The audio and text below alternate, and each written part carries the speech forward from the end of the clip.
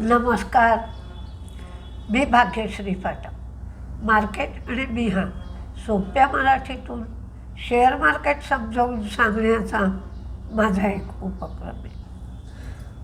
प्रथम आज तुम्हाला जो IPO आजपासून सुरू होतो आहे त्याची माहिती देणार आहे.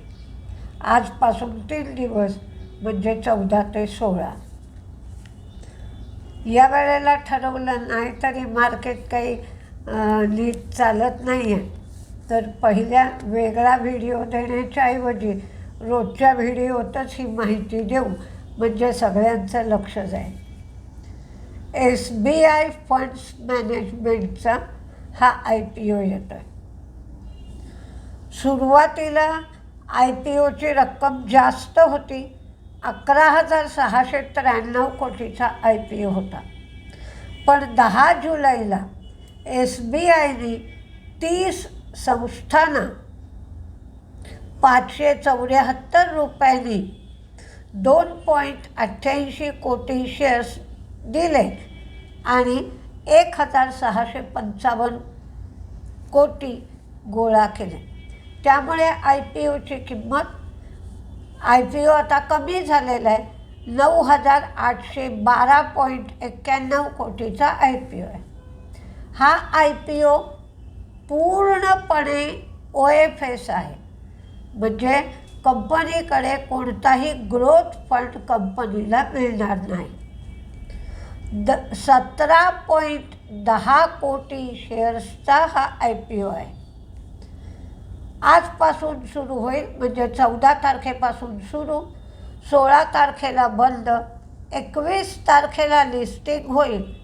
545 ते 574 हा प्राईस बँड आहे आणि 26 शेअरचा लॉट आहे. एका लॉटसाठी 14,924 रुपये भरायचे आहे. फेस व्हॅल्यू 1 रुपया आहे. म्हणजे पण काल जी माहिती आली आहे त्याप्रमाणे शेअर होल्डर्ससाठी कोटा वेगळा ठेवला आहे आणि या शेअर होल्डर्ससाठी जो कोटा आहे, म्हणजे तुमच्याकडे 7 जुलैच्या आधी, 7 जुलै त्याची रेकॉर्ड डेट होती, त्याच्या आधी स्टेट बँकेचे शेअर्स असतील तर त्यांच्यासाठी सेपरेट कोटा आहे. आणि जनरल कॅटेगरीमध्ये तुम्ही एक फॉर्म भरू शकता, या कोट्यामध्ये एक भरू शकता आणि जे एम्प्लॉईज असतील त्या एम्प्लॉईजसाठी पण वेगळा कोटा आहे.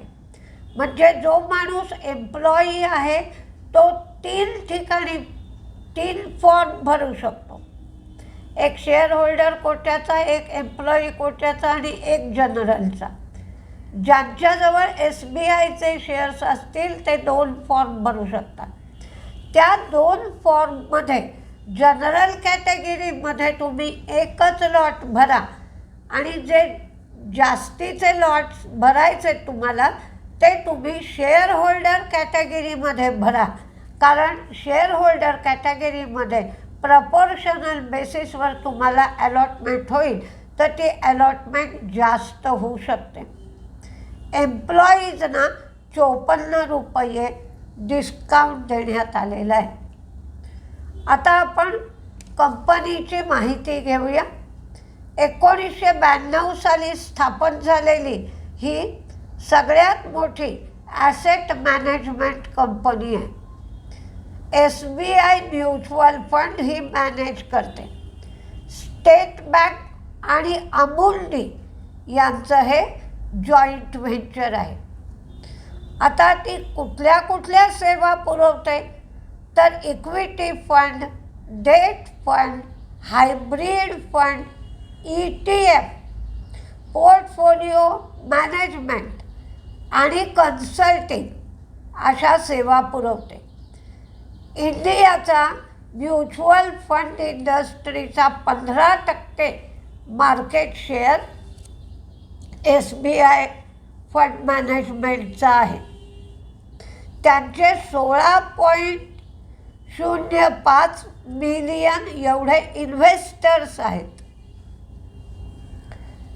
SBI 6.3%, तर अमुल्डी 3.7% एवढा स्टेक या IPOमधून विकणार आहेत.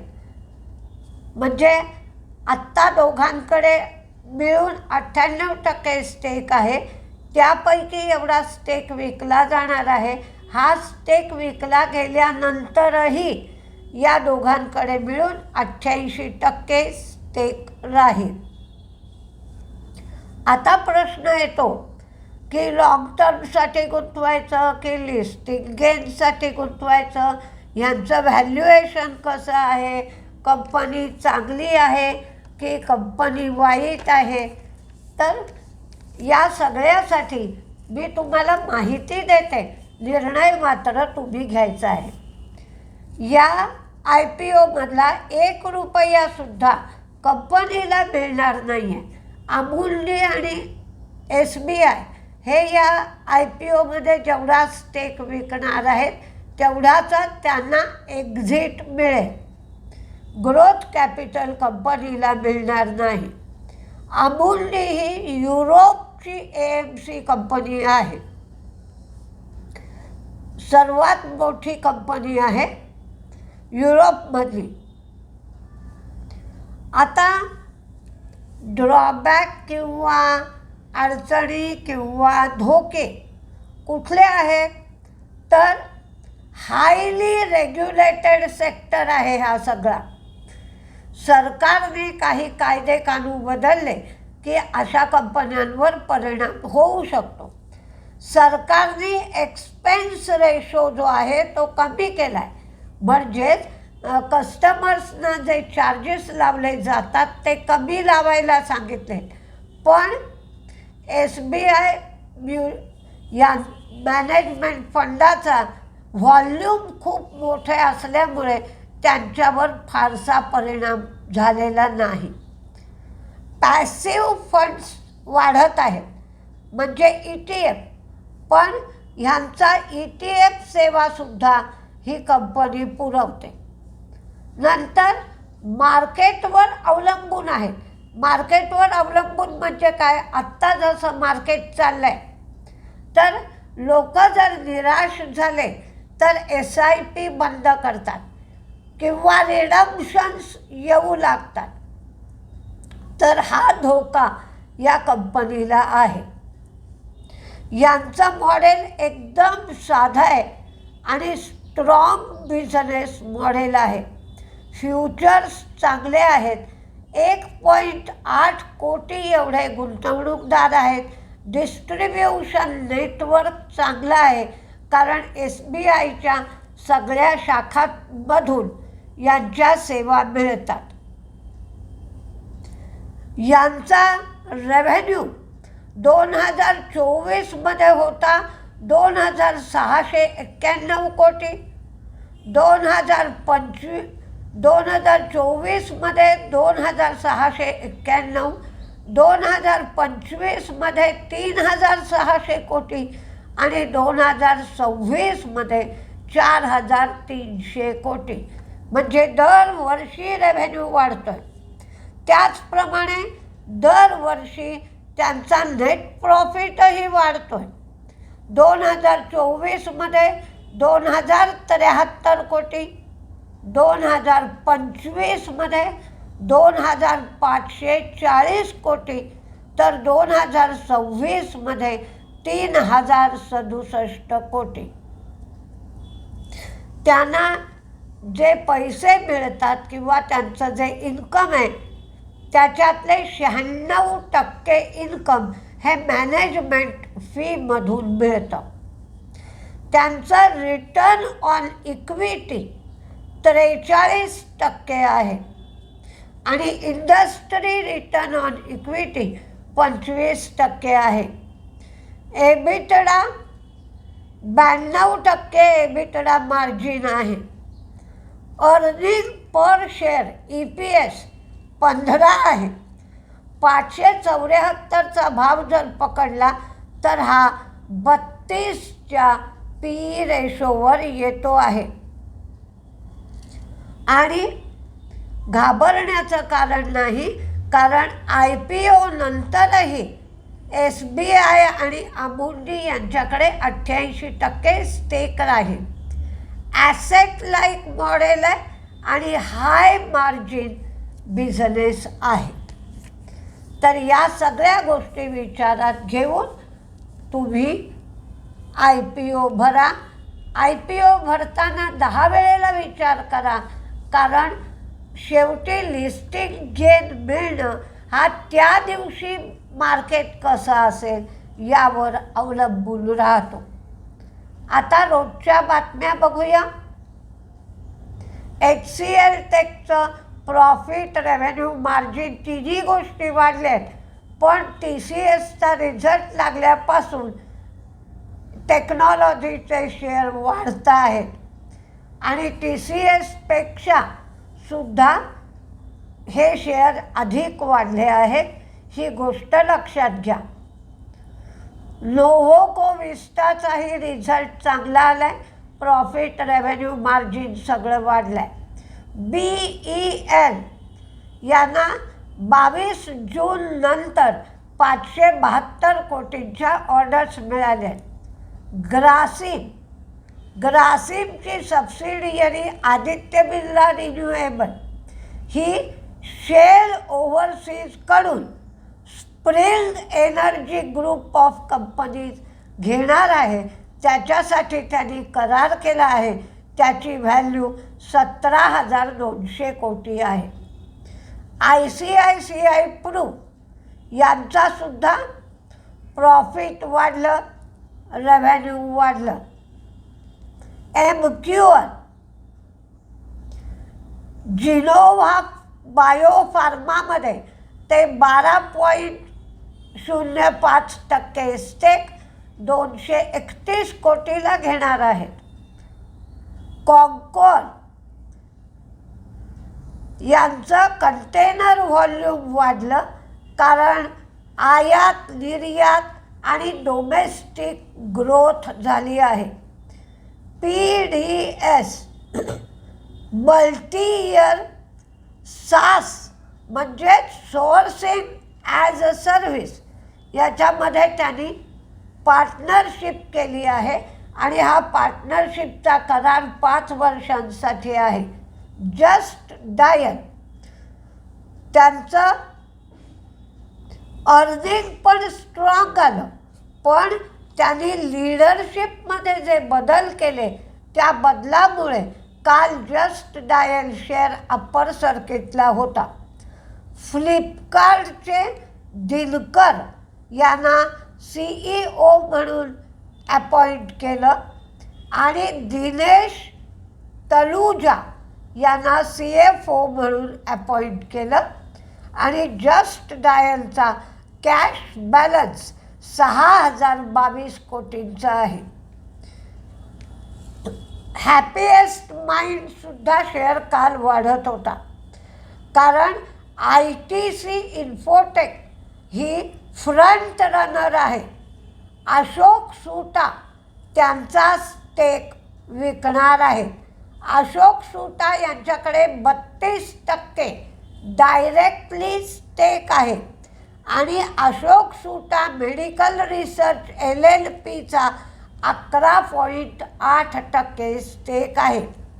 हा स्टेक जर ITC इन्फोटेकने घेतला तर 26% ओपन ऑफर येऊ शकते. आज क्रूड पुन्हा वाढलाय, कारण स्ट्रेट ऑफ हार्मुझचा झगडा सुरू झालाय. अमेरिका म्हणते स्ट्रेट ऑफ हार्मुझ आमचं आहे, इराण म्हणतं आमचं आहे. इराण जसा टोल लावणार आहे तसाच अमेरिका पण आता 20% टोल लावणार आहे. त्यामुळं क्रूडचा दर 85 झालाय, बॉन्ड यील्ड 4.62 झालाय आणि 30 वर्षाचं बॉन्ड यील्ड तर 5.10 इथपर्यंत आलाय. डॉलर इंडेक्स 101.28 झालाय. फॉरेन इन्व्हेस्टरची पुन्हा विक्री आहे, 3062 कोटी, तर डोमेस्टिक इन्व्हेस्टर्सची खरेदी आहे 2172 कोटींची. पॉन्डीने स्प्लिट जाहीर केला. त्यांची 5 रुपयाची फेस व्हॅल्यू ते 2 रुपये करणारे 21 जुलै रेकॉर्ड डेट आहे. EMS उत्तर प्रदेश जल निगमकडून त्यांच्या प्रोजेक्टसाठी हे लोएस्ट बिडर ठरले. प्रोजेक्ट 105 कोटीचा आहे. वेल्स्पन एंटरप्राइजेस पुणे शिरूर हायवे प्रोजेक्टसाठी, हा हायवे प्रोजेक्ट 7300 कोटींचा आहे. त्याच्यासाठी त्यांनी सब कन्सेशन ॲग्रीमेंट केला. महागाईचा आकडा 4.38 आला. पूर्वी 3.93 होता आणि रिझर्व्ह बँकेने 4 महागाईचा आकडा होईल असं गृहीत धरलं होतं, म्हणजे महागाई 4% होईल.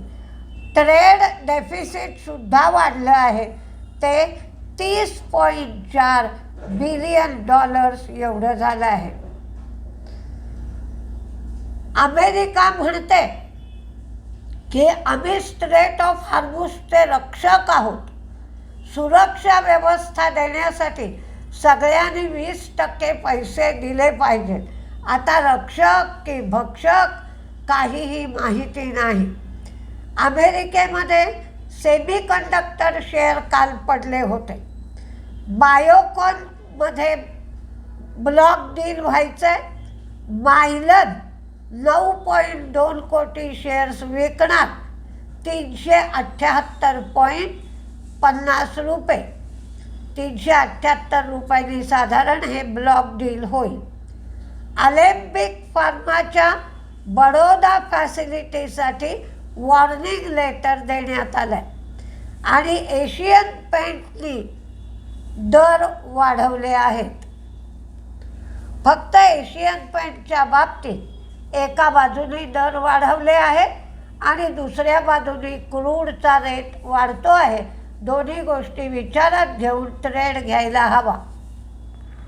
आता कुठले शेअर तेजीत मंदीत राहतील ते पाहूया. AMCच्या सगळ्या शेअरकडे लक्ष द्यायला पाहिजे, कारण SBIचा IPO येतोय म्हणून. UTI, AMC, Bharti Airtel, Coforge, HCL tech, Seshasayee हे पेमेंट कार्ड इश्यू करतात. Privi speciality, ONGC, oil India, Kajaria, Waaree energy, लोव्होको, इप्का लॅब, केफिन, एंटेलोपस म्हणजे ANTEL OPUS, Antelopus, Selan energy. पूर्वी आपण सेलन एक्सप्लोरेशन म्हणत होतो, त्याचं हे बदललेलं नाव आहे. आणि ONGC, oil India, Selan exploration, HOEC हे सगळे शेअर क्रूड वाढलं की वाढतात.